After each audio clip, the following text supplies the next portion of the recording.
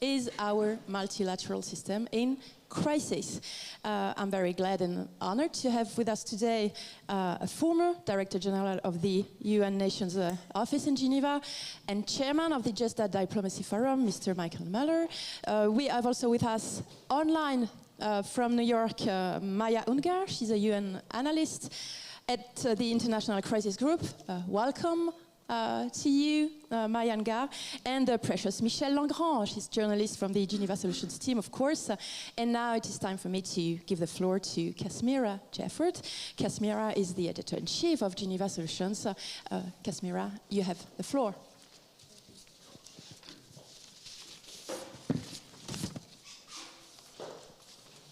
Hello, good afternoon. Today we'll be talking about a chronic problem that the UN has been facing on and off pretty much since the creation of its predecessor, the League of Nations, but which was getting progressively worse over the last, in 2023, and that is the financial liquidity crisis. According to the UN Secretary General, the UN faced the highest level of arrears in its history at the end of 2023. Member states were not paying their membership contributions in full and on time to the organization, and that's trickled down and had a real impact on operations on the ground that we've seen here in Geneva and at other UN agencies. Geneva Solutions has been following this issue closely. We've written several articles on this issue and looking into how it ties into more fundamental existential issues facing the UN and the multilateral system more widely. So Michel Langrand has been looking into the effects of this on important pillars of the UN, namely the human rights branch. And we have obviously Michael Møller here, former Director General of the UN in Geneva, who's witnessed this firsthand in that role, and Maya Ungar, a UN analyst at Crisis Group, who's been following this matter closely from New York, and also when it comes to the UN's peacekeeping operations, which she'll touch upon later. So I'm going to just start with Michel first. Can you please just sum up the issue for us? How much money has still not been paid? Which parts of the budget are we talking about? And what makes this year different to previous years? Sure, thank you, Kasmira. So first of all, we need to understand what we mean when we talk about the liquidity crisis that the UN is going through, and what is it specifically affecting. We're talking about, of course, the UN's regular budget, which is a tiny part of actually what goes into funding the UN's operation. This UN's regular budget is approved and paid for by UN member states, depending on what we call assessed contributions, which are determined depending on how much they can pay, depending on factors such as the size of the economy, debt, and all those things. Now, just to help us with some of the numbers I'm going to throw at you, for this year, the states approved a $3.6 billion budget. The problem is, as you said, many of the countries are late in paying their dues, and some still owe money from previous years. This means that the UN doesn't have enough cash in the bank to pay for the expenses it had foreseen for this year. That means salaries, energy bill, conference services, you name it, everything that keeps the UN Secretariat and all of its bodies, such as the General Assembly, the Security Council, the Human Rights Council here in Geneva, all of that, what keeps them running. Now, this prompted, of course, the Secretary General to announce some cost-saving measures at the beginning of the year. Including an extension of the hiring freeze, which of course has had an important impact that we will talk about later, and travel restrictions, just to name a couple. So where are we at this moment in time? So at this moment, 110 countries have paid their assessed contributions for 2024. This is actually the highest amount by this period in the last 20 years. The problem is that, of course, that is the countries that haven't paid. And Catherine Pollard, the Undersecretary General for Management, Strategy, Policy and Compliance, really long title, she updated the 5th committee in New York that looks at budgetary issues. She updated last Friday. And so I have her, latest numbers here. And we can see that $1.7 billion dollars are still pending from this year's unpaid assessments. Now, the bulk, of course, is from the United States, which accounts for around $1 billion, followed by China, which has yet to pay some $381 million. And then you have others. Interestingly enough, Russia owes around $60 million. It seems like they paid at the beginning of April, but the money was sent back by the bank to the country because apparently there were some issues there. I don't know the details. And then we have other countries, of course, that also have an important portion of that regular budget, such as Argentina and Brazil and others owing smaller sums that haven't paid. Now, peacekeeping operations as well are largely funded by a separate budget, but also assessed contributions. And that part of the UN's operations is also struggling. And so far, only 47 countries have paid in full, which is a lot less than for the UN's regular budget. Now, it's important to bear in mind that this is only a tiny part of how the UN and its agencies funds its operations. The majority actually comes from voluntary contributions. Now, to give you an idea, in 2022, the UN's total revenue, am I on the right slide? Yes, was $74 billion. Like, that's huge compared to, the small 3.6 billion that we just mentioned for the UN's regular budget. Now, only 25% of that 74 billion came from assessed contributions. The rest were voluntary donations, whether earmarked or not earmarked for, the programs that the states wanted the UN to pursue. So why am I telling you this? Why am I comparing these two figures? I think it's important to know that when we ask why is the UN in dire straits, is it because countries can't pay because of financial difficulties, or are there other factors at play? And that's something we're going to discuss in more detail going forwards. But turning to you first, Michael. So we've had this situation where the UN in Geneva is having to take some drastic measures to try and save around 14 million Swiss francs in cost, just keep running until the rest of this money comes through. Can you maybe perhaps add to what Michelle said in terms of the situation where we are now, and also drawing on your experience as former head of the UN office in Geneva? I mean, you witnessed this kind of cyclical cash flow problem that's come time and time again, year after year. So, yeah. Thank you. Yeah. Well, I did witness the cyclical part of it, but not one that was as severe as it is now. And I think we need to look a little bit at the reasons why we are in this situation now, because it's not just the sort of cyclical, the cycles of payment that are different, that have changed as well. There's all sorts of other reasons, including the general geopolitical situation we're in, and sort of other problems. But before I go into that, in order to give the frame, sort of a broader frame, one thing is the numbers for today and for 2024. But in fact, the arrears are rather big overall. The US, for example, owes 1.1 billion in arrears for the general budget, and another 2.6 billion for the peacekeeping budget. And the cumulative effect of all these arrears, and this is just the US, it's quite large what the member states are owing. Of course, there's another element. Yeah, is another. Sorry about that. Yeah, keep telling. Is another element in why this is going on. But in Geneva, Geneva is a small part of this overall budget.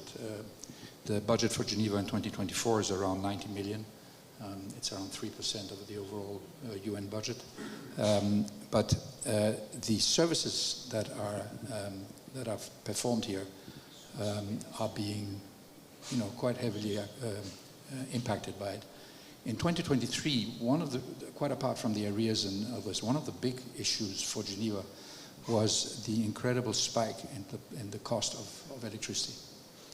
I have some figure that really surprised me about the differences.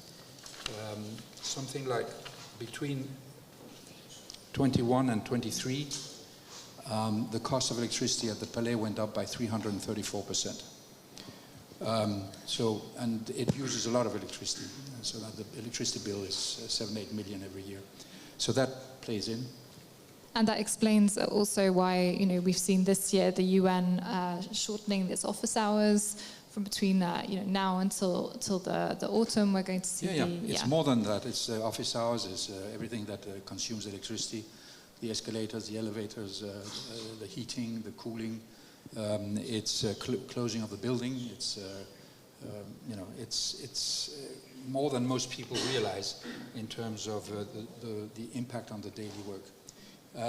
Having done that, they do it in a way, of course, that does one thing. First of all, it continues to pay the salaries as long as they can. The second is that it's calibrated in such a way that it minimizes the impact on the daily running of the affairs of the Palais.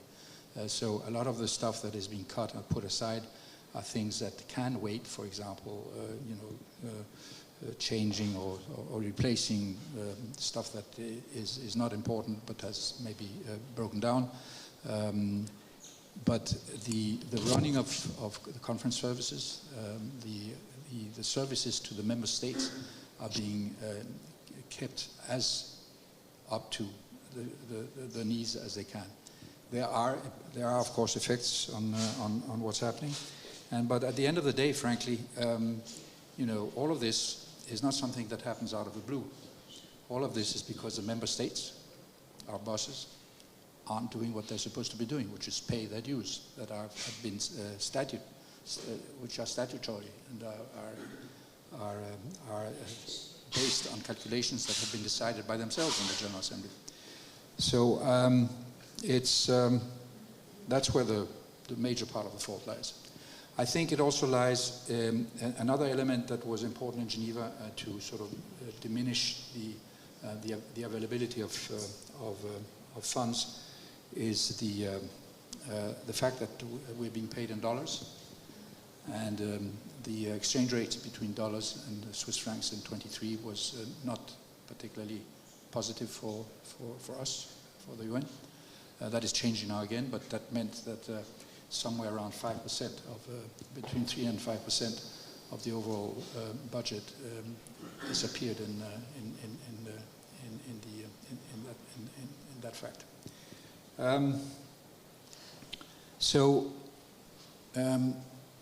What we're seeing now is that, as you mentioned, more and more states have paid up. The US has paid part of it. And the situation is loosening up a bit. We are seeing some hiring beginning again, both in New York and here, very timidly, but it's beginning to open up. So we are probably on the way out of if things go well. But let me just tell you what the controller of the UN told me yesterday. So asking him, where are we exactly? And I'll just tell you what he said, which is that in a nutshell, the problem overall for the UN is caused by the spike in arrears last year.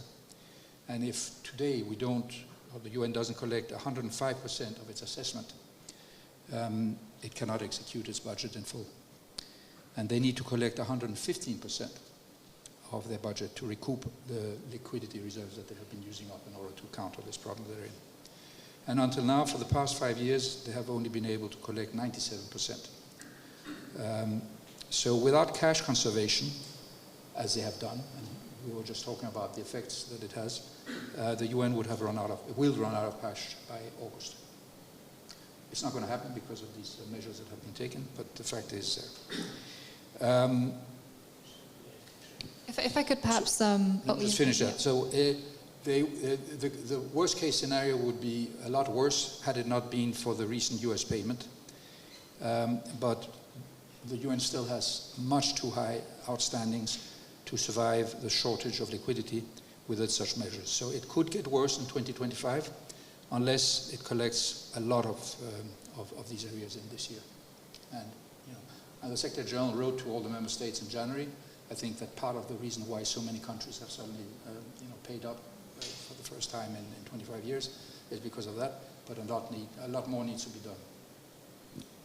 Thank you very much. Before I turn to Maya online, just because this ties in quite well here to the second part of actually the first article you did, Michelle, which was looking at the impact on the human rights branch, to stay with the what before we turn to the why. But could you just tell us kind of in a nutshell what you learned about the impact of the liquidity crisis on the human rights branch in Geneva, to give us just some examples of the effects on the ground?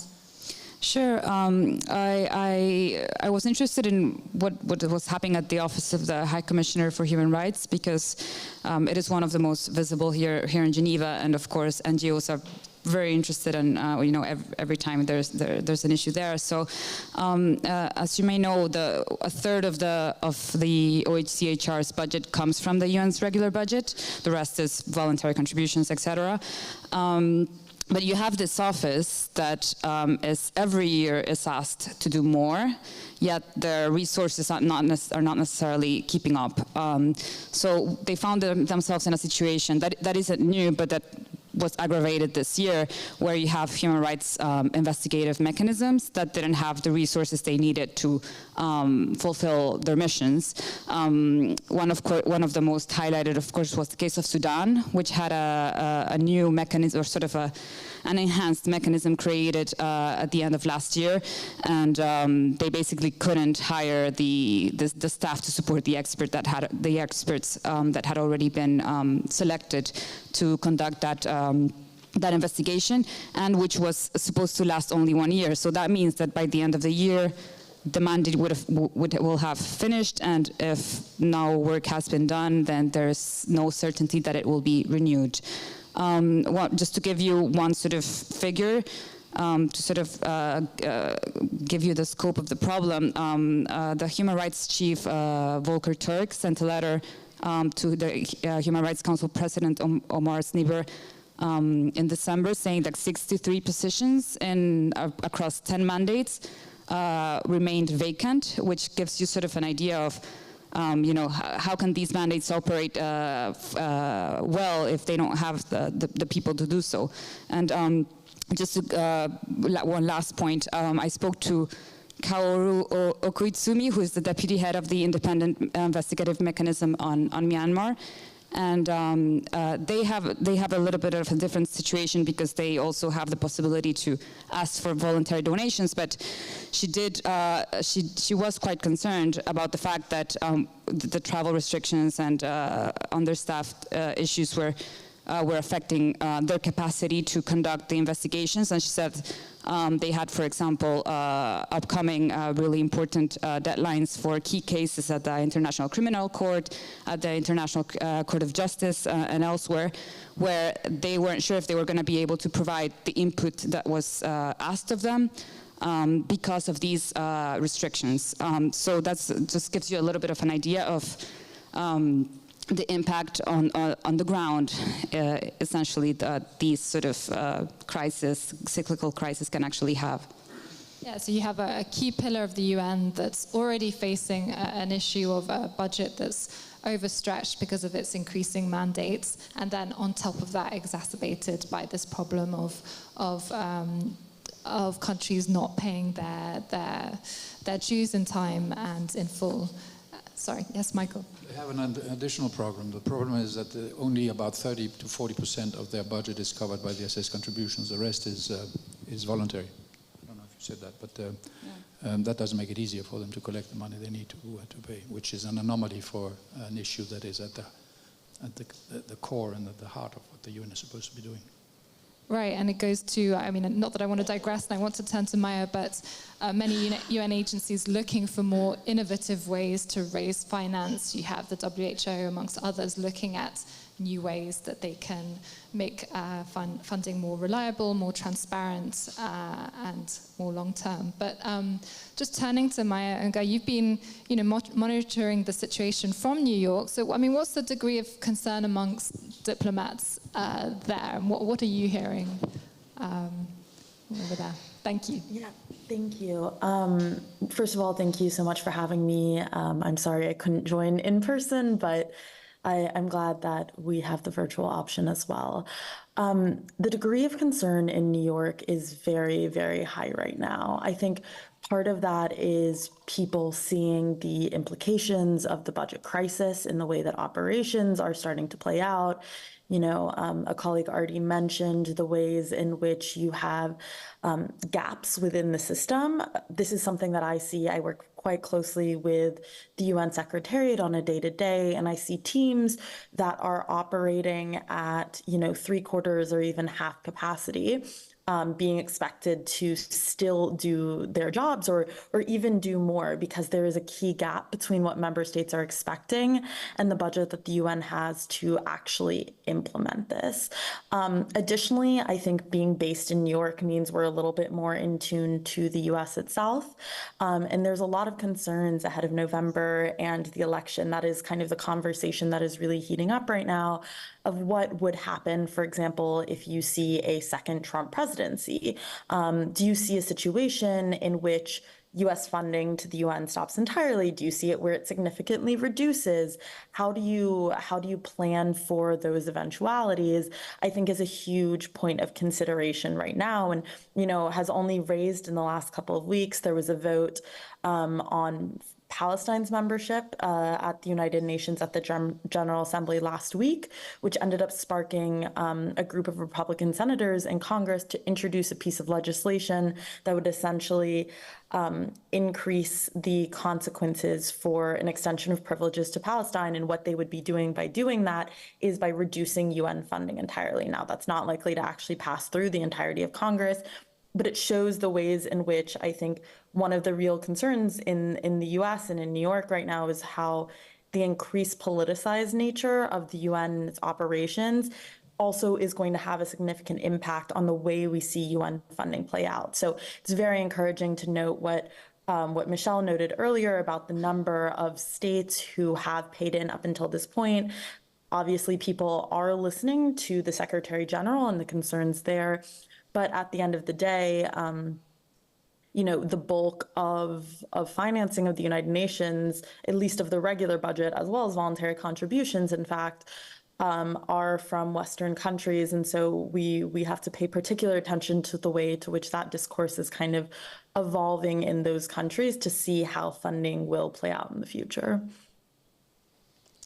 And so, I mean, to what extent then you're saying is this issue stemming from a political problem rather than a financial problem, or both?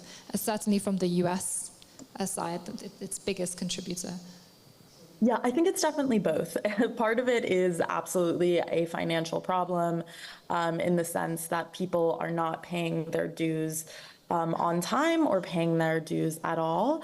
But when you go into the consideration of it, some of it is that some member states are struggling to pay in general, but a large consideration is a lack of prioritization of UN budget. The US, China, Japan, et cetera, these countries who are assessed to pay a large amount of the UN's budget, they do have the resources to do so. It's political decisions about when they do so and how much they pay into it. And I think particularly in given me being based in New York, my lens is a little bit more US focused in it, particularly in the case of the US.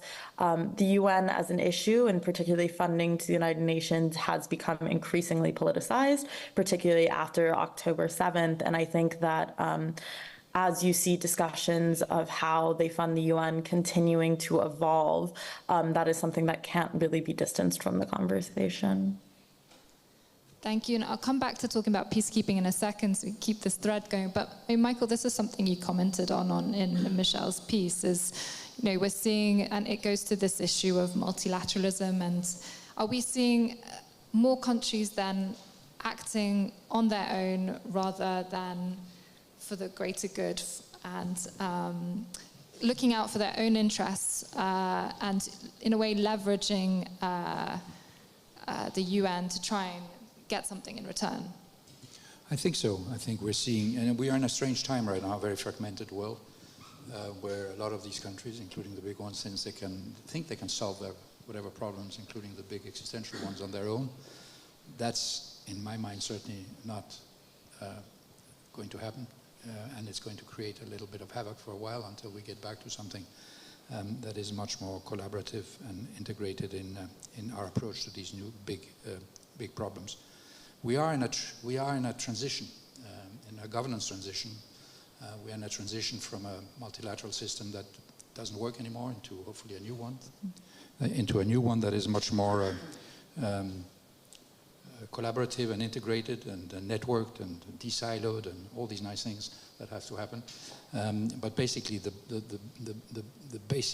basic question here is, how do we figure out a way of working together better than we've ever done before, so that we can deal with these problems in a clear and impactful way.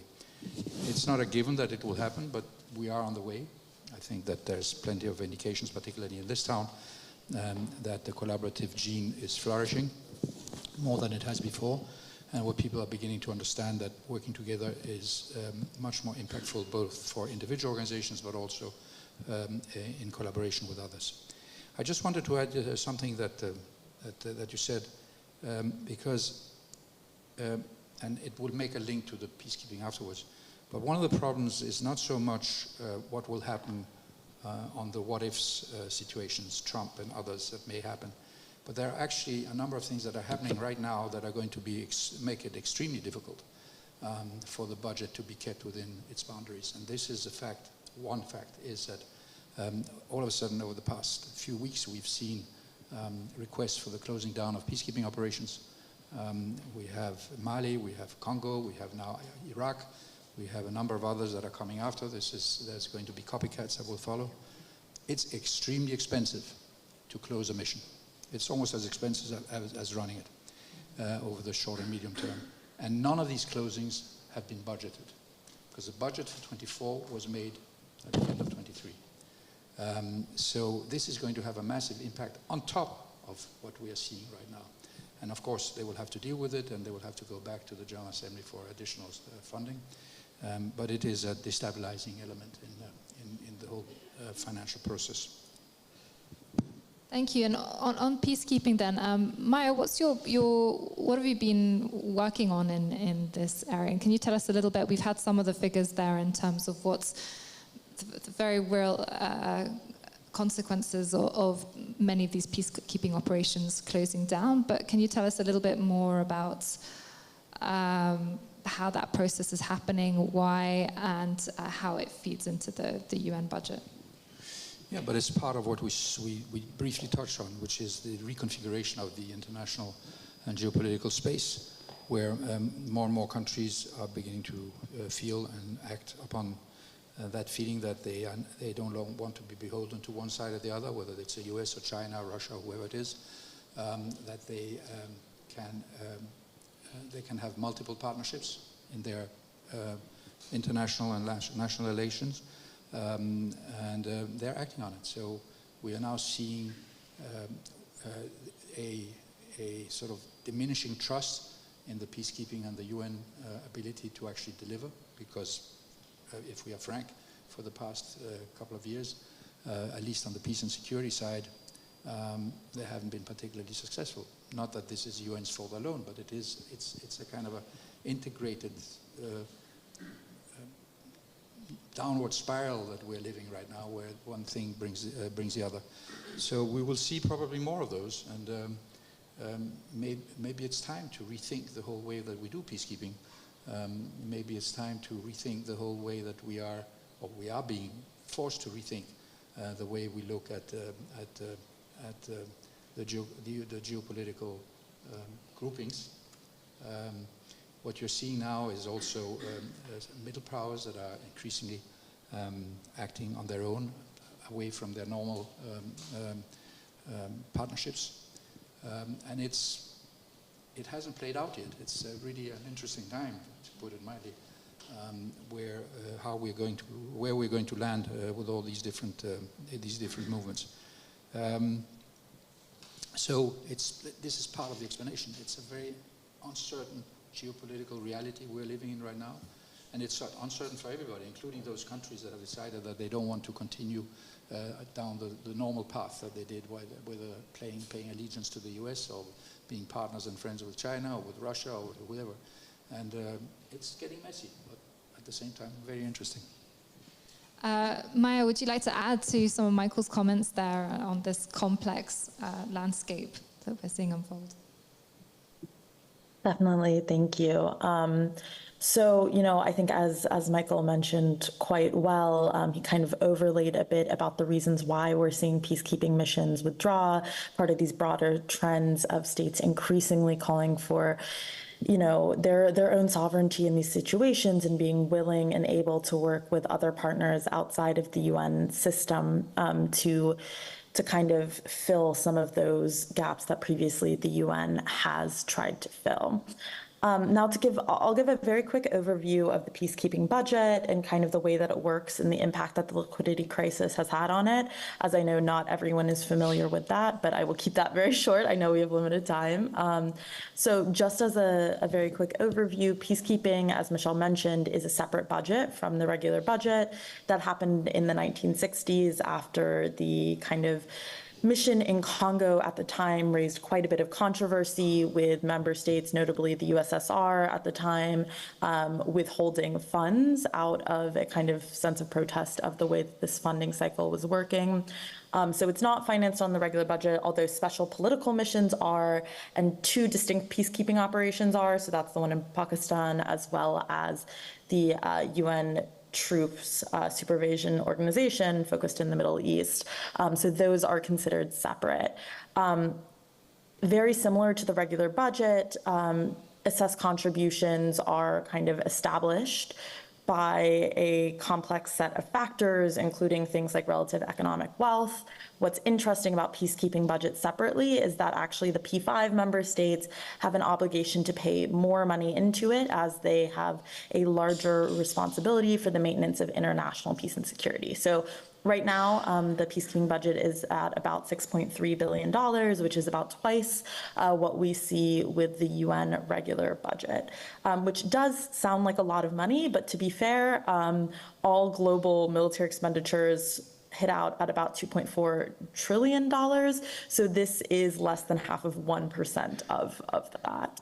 And in terms of the peacekeeping kind of budget itself, this is similar where you have the US with a much higher expectation to be paying the budget. For 2024, the UN assessed the US at 27% to be paying. But one of the kind of constant and recurring issues is partially US law, which essentially caps what US contributions can be at 25%, which is why you have, specifically for peacekeeping, which is why you have this kind of continuation of arrears for and by the US government, which obviously hurt the way that peacekeeping operations are able to plan and manage their own budgets. So just kind of very quickly to overview what impact that has on the ground. So in some instances, you would have a limiting of actual operational capacity. Part of this is because of the ways in which, in response to a liquidity crisis, the peacekeeping operations will react. So one of the first things that happens, there are three types of kind of expenditures that peacekeeping operations usually have. One is operational costs, the other is kind of civilian staff, and the third is troop contingents. The way that it works is that peacekeeping operations, essentially the UN will reimburse troop contributing countries for providing troops. And in the case when you have a liquidity crisis, it's normal to kind of delay the payments to TCCs. But what we've started to see is some TCCs being unable to actually provide more equipment or more troops because they feel like there is too much of a gap in between the reimbursement that they receive. There was a case of this, for example, in MINUSCA with Rwanda being unable to provide more troops for this. So that is one kind of tangible impact that we're seeing on the ground, which obviously has a large impact on how peacekeeping operations are actually able to function. One thing to note is that some missions are more spared while others are more affected by liquidity crisis because of the way that funding goes forth. So separate from the regular budget, when member states receive a bill for a peacekeeping operation, it's not all of them entirely, but you receive bills for each peacekeeping operation, which means that member states tend to pay in first to the ones they have more of a either political or personal interest in. So you see kind of a trend where missions that have more TCCs from Western countries tend to have their budgets paid in more full, which is interesting to watch how that develops. One kind of last thing, because I know there will be a lot of questions and follow-up to note, is the impact that the closing down of missions have. So I know some might think, okay, MINUSMA, which was a massive over $1 billion budget, the closing of that will actually have a positive impact on the way that other missions will be financed. That's actually not the case. As I mentioned, they are kind of separated out in the way that financing goes. And in fact, the withdrawal of something like MINUSMA hurts other less financed operations because you have this kind of cash surplus that was put into place recently, where if a mission does not use all above its operational minimum, it can be transferred to another mission which does not have as much financing. But if you lose, for example, MINUSMA, or you lose these other big operations, their money isn't able to be transferred over that next year. Instead, the opportunity for them to have a cash surplus, which can help to finance lower operation, goes away entirely. So there are a lot of implications that come from liquidity crisis on peacekeeping operations themselves. Okay, thank you. I mean, you've highlighted some of the legal obstacles, some of the administrative and obstacles. If we could just talk about some of get down to the kind of core of this and some of the wider implications. I mean, Michael, you mentioned that in the last few weeks we have seen lots of contributions suddenly come in. Countries have seemed to have got the message that this is urgent and they need to pay up. And I think the UN has received more contributions in March than it had for the last 15 years by this point in the year. But this problem is going to keep recurring and keep repeating itself. So why does the UN find itself in this crisis over and over? How do we break this cycle? And then also, what is the long-term impact on how the UN operates, the fact that it constantly finds itself in these kind of financial straits? A few questions thrown at you then. It's a good question. I alluded to it before. I think one of the things that needs to happen is that our member states need to take a very serious look at the financial rules that they have set up over the years, and that will allow a much more flexible management of the money that they give us, or they give the Secretary General to do the job that he's supposed to be doing. His hands are pretty tight in general, not just in peacekeeping, but in pretty much everything. He can't move a dollar from A to B without basically going to the Fifth Committee and asking for permission. Any business that would be run like we run the UN would have closed a long time ago. It simply doesn't work. So that has to be looked at very carefully. I alluded to one problem which most people are not aware of. When for example, a peacekeeping operation or other operations close or end the year without having spent all the money, in most cases the member states demand that money is given back, in spite of the fact that they themselves haven't paid the full amount of their contribution. So the UN gets whacked from both sides. It has to give back money that it's in its pocket and is not able to use it, and it doesn't get the money that they're supposed to get from the same member state into the other pocket. So that just exacerbates the problem. It's part of these kinds of rules and tools that need to be completely rethought. in order to give the Secretary General and the UN the flexibility and the ability to actually do the job that they're being asked to do. So this comes along with also something that has evolved over many years, which is an increasingly deep micromanagement of the administrative and managerial practices of the UN, to the extent, as I alluded to before, that a CEO of the UN, the Secretary General, it's practically impossible for him to move outside very strictly determined paths that have been set by either the Security Council or the General Assembly. Has to change. I mean, the UN Secretary General's hands are tied, like you say. We've got a UN system that has been around a long time, that's cumbersome, that has a lot of legacy issues, a lot of rules that work against it. So, looking forward, how does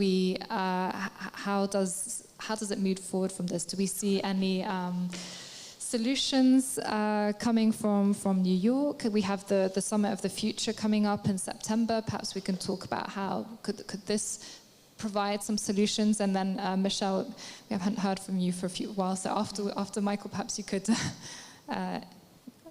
also comment. But, sorry. Michael, go ahead. Yeah, well, that's one path, and certainly the Summit for the Future is going to have hopefully a lot of heads of state around the table, and those are the guys and girls that need to take the decisions that are taken outside the normal box that they are mostly in. It will take a lot of effort on behalf of everybody to move the dial so much that we get into a situation where we really remedy the kinds of structural problems and structural realities that impede any kind of logical management of how we do business. I keep saying we. I'm no longer part of the UN, but that's a fact. And it, of course, it can happen, but it will need a level of collaboration and coordination and understanding, and putting aside national agendas to a much greater degree that we normally see. That sounds difficult in this current climate. Michelle, what did you, and then we'll turn to Maya to get your comments about discussions in New York to find solutions. But Michelle, over to you. Yeah, well, mine is more of a question actually than a comment. I was looking at the Pact of the Future, at least the last version, and looking at the comments precisely that the different states had made 500 pages of comments. Perhaps you could just briefly summarize for people here what the Summit of the Future is, in case... So the Summit of the Future, of course, has been convened by the Secretary General, and the idea is to adopt a pact, which is like a declaration that has commitments on many different things. Of course, that you have other. This Pact of the Future is supposed to sort of lay, the path forward for the UN. And the member states, of course, it is member-driven, so they're the ones that will ultimately decide what goes in this document, and that will adopt it. And I wanted to ask, actually, Michael, about one of the proposals that I saw in the really long document, and that was regarding the human rights pillar. And there were some actually very concrete suggestions to strengthen the financial stability, the financial also predictability of the human rights pillar, and even but I don't know how much of a chance this one has, but to double the budget of the OHCHR within the next 5 years. And so my question is, how much do you think is it possible to actually have some actual concrete solutions come out of this? You're already smiling.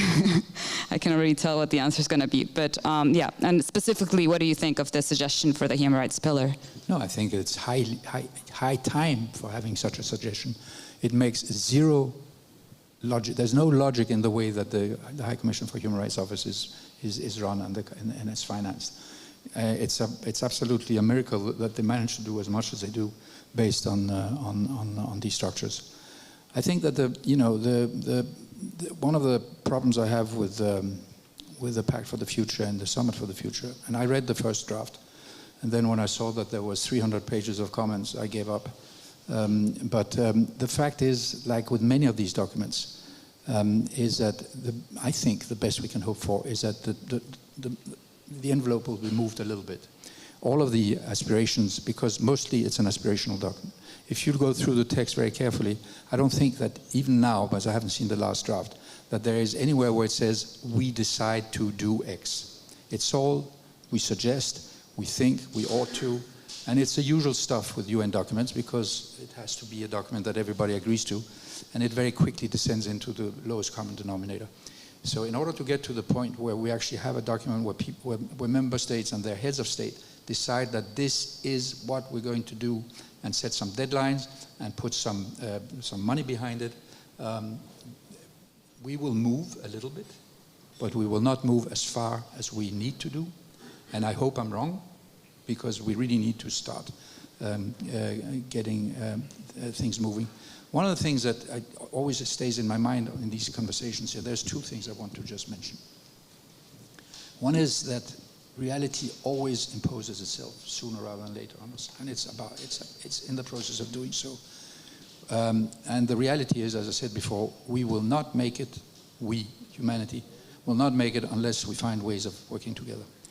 Now, when you look at the way that the world has dealt with artificial intelligence and the lack of governance and the lack of ethics, etc., and suddenly woke up with the advent of ChatGPT and all this, that we need to move fast because we were completely losing control over these new technologies. Then suddenly stuff started happening. And, everybody and his brother is coming up with rules of how to run it. The big problem is still that the dots are not being connected and nobody's really talking to each other. So we have maybe 200 different proposals on the global level, including the Pope, to understand how we're going to govern these issues. But the fact is that it's happening, and it's happening a lot faster than we have seen before.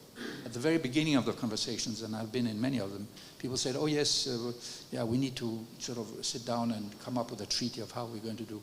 It takes a minimum of 15 years to have a treaty that everybody agrees to. We don't have the time for that. All of these, a collective governance structure for how we use artificial intelligence, even if just it is what we have today, let alone what is coming down the road, can happen, but has to happen pretty much by the end of the year or the beginning of next year. And the Secretary General is trying to sort of collate all of these efforts and push people into doing the right thing. But it's a really heavy slug. However, it is happening. So there is some hope that we can actually accelerate these processes. So if we can do it on artificial intelligence, we can do it on how to reform the UN, we can do it on whatever else we need to do. It's a vast program that needs to end in a place where, and the baseline here is where we stay in charge of our own future. And the way that we do that, we actually figure out a way of implementing the Sustainable Development Goals in a way that makes sense. And then maybe we stand a chance. So there is a pulse inside the system. Maya, are you feeling it in New York? Are you hopeful that we can find some solutions for reforming the UN system? I know that's a big question, and I fear that we're going to end this discussion with perhaps more questions than answers. And but yes, and perhaps you can bring it back to the important point as well that you made, that we didn't talk about as extensively as as perhaps we should have in this our discussion, but to the US elections, the uncertainty also that also poses over the future of the UN. Thank you. Yeah, so going to kind of the comments about the Summit of the Future, this is obviously something that is raising a lot of noise in New York. I am unfortunately not very optimistic about, tangible, hard, concrete changes coming out of the Pact of the Future. This is going to be a lowest common denominator document. It will be very important in terms of establishing norms and principles for the UN going forward, in which case these discussions on financing are critical, but more discussions in the financing realm on the reform of IFIs has really been taking over. And to put it bluntly, Germany and Namibia, the co-facilitators of the process, were told last month that they have to turn this 200+ page document of comments from member states into a 10 to 15 page next draft, which just shows you the absolute scope of reduction that they are going to have to go through. I think where the utility of these discussions and leading up to the summit is on these conversations of financing is that it is laying the groundwork and kind of it is something that we can hook discussions on to be starting and to be increasing. So, you know, as leaders are together in September, that's going to be an important opportunity for the SG to very clearly make advocacy points about the need for directly to the people of most importance about the need for increased and sustainable funding for the UN system, or not even increased funding, but just actually paying what is owed in that sense. Bringing it back a little bit to your question about solutions, like what can we actually be doing moving forward? You know, I think while the main point of discussion is, you know, how do we continue to press and encourage member states to pay their dues and pay them on time, there's been discussions about how do we offer carrots and how do we offer sticks in relation to this. So in terms of carrots, you know, ideas I've heard floating around are, you know, technically member states are supposed to pay within 30 days. So can we offer small incentives such as, you know, a 1% credit, et cetera, for member states that do pay in a timely manner to encourage? Can we introduce sticks such as, you know, now this is something that I do not think will actually happen, but you had Secretary General Kofi Annan who had actually suggested at one point putting interest on arrears as a further kind of mechanism to encourage member states. Now, you know, that risks punishing member states who actually are not in a financial position to be able to pay, et cetera. But it's interesting that these conversations have happened and you know, continue to happen. Another thing, in the 70s, you had an initiative of the President of the General Assembly to kind of bring together the 4 top, you know, contributors to the UN system to continue to press them on this issue. So continuing to raise the momentum is something that people in New York are talking about, and the summit is something where people see a hook as an opportunity to raise the momentum kind of at this highest level.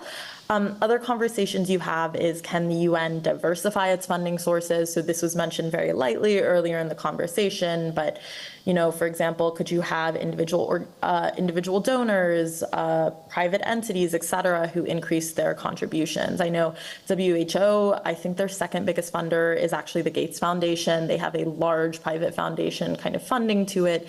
UNICEF actually receives, they're the UN agency that receives the highest chunk from individual contributions. You know, people have talked about the leveraging of fees and levies as well for different parts of the UN system.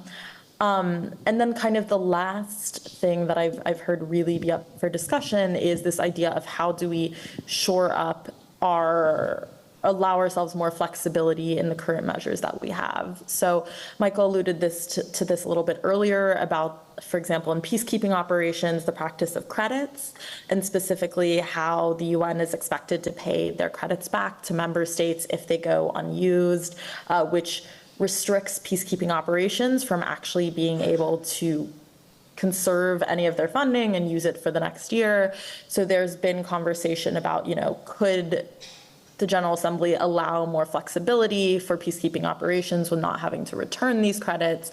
This was done at some point on a very ad hoc and limited basis before the creation of the Peacekeeping Reserve Fund. So, you know, there are potentials and precedents for this to be done again. But, you know, these are some of the more concrete suggestions that I'm hearing be discussed here in New York. But the reality of the situation, and this is something that both Michelle and Michael alluded to, is that these are short-term small measures which can be put in place to help the situation. But at the end of the day, there needs to be more concrete discussion about, you know, how we change the way that member states look at funding the UN in the long term. This goes back to your last question about the US. Even if you see a second Biden presidency, there has still not been a good and sustainable model right now, even under a Democratic presidency, of the U.S. contributing to the United Nations in a timely and effective manner. That is almost certainly going to get worse under a Trump presidency. But this is not just for the U.S. This is, most important in the case of the U.S., but this is a problem across the board. And it's something that, unfortunately, will require some more grand-scale thinking to address in the long term. Thanks very much, and we're up for time. You've all given us a lot of food for thought here, and perhaps just in 60 seconds, then to leave the audience with some just main takeaways. So just in 60 seconds, Michael, what do you think is important here for our audience to retain? I think the main importance is to retain that the structure that we created 80 years ago that has given us an absolutely extraordinary level of peace and well-being over these 80 years, which is not up to the task any longer because it hasn't reformed itself, is still incredibly necessary. People say that all the time, but if we closed it tomorrow, we would have to reopen it, reinvent it the day after. The world as it is structured today cannot do without a collaborating and a coordinating structure like the UN with its partners. And it's up to all of us, not just our leaders, because frankly, if we sit around and wait for our leaders to solve this thing, it's not going to happen. It's just a fact. So we all have a responsibility to be part of it in small and big ways. I think that is the main message I want to leave with everybody who's listening in, or who are sitting here, that we have a responsibility to be part of the search for solutions, every one of us. Thank you very much. And if we could just have maybe a couple of questions, if there are any, and then I'm sure you heard the bottles of wine opening and uncorking, so be keen to get to those. Okay, I'll, with the microphone. Here you are, sir. Jean Frémont. It's very interesting to listen to this discussion. The UN liquidity crunch, yes, it's a symptom. And it's a symptom of a second part of your title. The multilateral system is in crisis. It is at the stage where the League of Nations was before the war. The 1945 system is, as you would say, not functioning anymore. And we have to reinvent a system. It doesn't mean transforming it radically. If you look at many proposals, they are in the line of following what the UN is all about. But there is a need for profound transformation. And this is really, if the liquidity crunch will get worse and worse, in the sense that the budget of the states are in shambles. They have to go. They are going to focus more and more on security matters, rearming, the war which people have in mind more and more. And will be less and less money for the UN and the UN system. And this is something we have to address. At the same time, a multilateral system which functions is the only one which can prevent war, in many ways. So we have to look at things from a much further perspective. Worldwide, we are probably at one of the major turning points in world history. For me, the fourth or the fifth. The power shift from the West to the global South and the rest is immense, and it's accelerating. And it's accelerating in particular through the Ukrainian war, through the Gaza war, where the global South is looking at things very differently from our perspective in the West. So I would say, I have heard Michael often, and Michael has always, I always say, at the same time, he has been right in saying we have to always to compliment the UN and the multilateral system for what it has done, for what we have achieved, and it's always been very, I would say, open about what next. And the what next has to be in many ways radical, much more than the type of things you have heard here, much more radical. Would you like an answer from any of those three? Yeah, because it's in the title. Yeah. I'll let Michael? our team guests comment. Do you want it? Something much more radical. Something Michelle? more radical. Well, I know that. And sorry? Radical thought. Radical thought. Well, I know that there isn't a lot of optimism around the summit of the future, but I, for one, will be sort of cautiously optimistic to see not about the sort of discussions and actual declaration that comes out, but you do have a big number of civil society organizations that are sort of trying to gather around it to see how they can also suggest some changes. And you do have this declaration about the future generations.